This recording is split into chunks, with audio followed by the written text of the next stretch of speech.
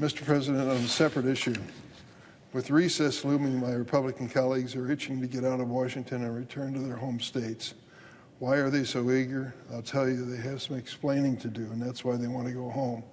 As soon as they get out of Washington, they plan to fan across the country and try to explain the so-called big, beautiful bill of President Trump. But until then, the Senate Republicans are taking the Senate floor to say good things about this bad bill. That included the junior senator from Louisiana, who several times came to the Senate floor claiming that Medicaid spending was not cut in the big, beautiful bill. Sorry, that's false. Let me remind folks, this Trump budget bill reduces spending on health care programs by $1 trillion. Louisiana is expected to lose $27 billion in federal Medicaid funding over the next decade alone. It removes 10 million Americans from insurance coverage and threatens hospitals and nursing homes. And he waved away the millions of Americans who will lose their health care coverage, writing it off as simply going after double dippers, which has been explained at length by the senator from Louisiana, people who were ineligible in the first place for medical coverage. The senator held up a press release from CMS, the federal Medicaid agency, with a splashy, deceiving headline claiming that 2.8 million Americans are signed up for Medicaid in 2 different states. Well, if fraud on that scale does exist, then I want to join the effort to put an end to it. But unfortunately, the statement is not accurate. That is not what's happening. The CMS press release provided zero evidence of that claim about massive scale fraud. It's like the president's statement after the State of the Union address that people 120 years old were drawing Social Security. Not true. It claimed that stopping duplicative enrollment has, quote, potential to save taxpayers approximately $14 billion annually. That's a large number. How did they arrive at that conclusion? No report, no findings, no data underpinning the sensational headline, and that was the point.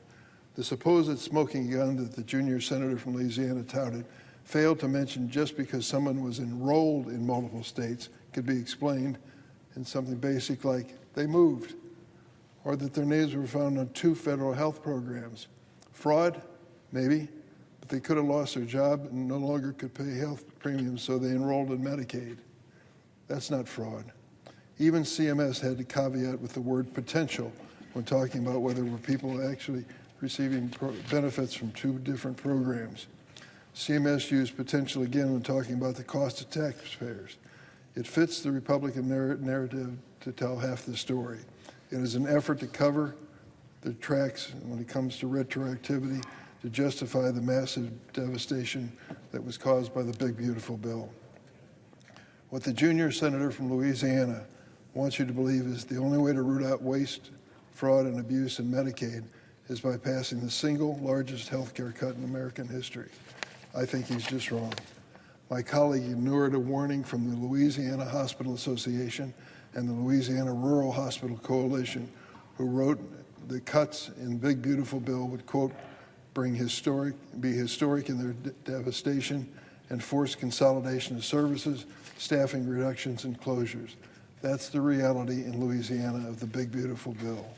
These fears were echoed in a trip I took last weekend to Southern Illinois University in Springfield. Doctors and nurses there warned Medicaid cuts will force rural-based providers to scale back services and push patients into overcrowded emergency rooms, straining the entire system. I heard the same story at Roseland Community Hospital in Chicago, which relies on Medicaid for 63% of their patients. A hospital that served its community for 100 years is facing, quote, what the CEO said was game over situation. And to the junior senator from Louisiana who believes this budget bill is merely stopping cheaters from enrolling in Medicaid, he can sing that tune to 33 rural hospitals in his home state now at risk of closing. That's what this awful bill does. You might be wondering, what are we going to do with the $1 trillion in health care cut money? It's going to go to tax cuts for billionaires. Goodness gracious. To give Elon Musk a $250,000 tax cut, I'm sorry to say he won't even notice it. That's the reality. But these hospitals, particularly rural hospitals, will notice it, and many of them will be forced to close. The same thing will be true for nursing homes, which provide valuable life-saving services to senior citizens. They face cutbacks because of the big, beautiful bill, and families are going to have to sacrifice as a result. While in Ohio, Vice President Vance said, quote, "If that big, beautiful bill hadn't passed, you all would have gotten a tax increase to the tune of thousands of dollars. And we happen to believe that you'll work very hard for your money. You ought to keep it." Great sentiment, but it's not true. The truth is that working families will see more of their hard-earned money gone for higher personal health care costs. Hang on tight. The cost of health insurance premiums and the cost of health care itself is going to continue to increase at the expense of American families. We estimate they'll lose $2,400 a year. What is the tax break that comes out of the big, beautiful bill? If you're making $35,000 or less in annual income, $13 a month. $13 a month versus $2,400 a year. Do the math. Working families will be the losers in that respect. I see we're coming upon time for a scheduled roll call vote, and I don't want to delay that. I'll ask unanimous consent to put the rest of my statement in the record. Without objection.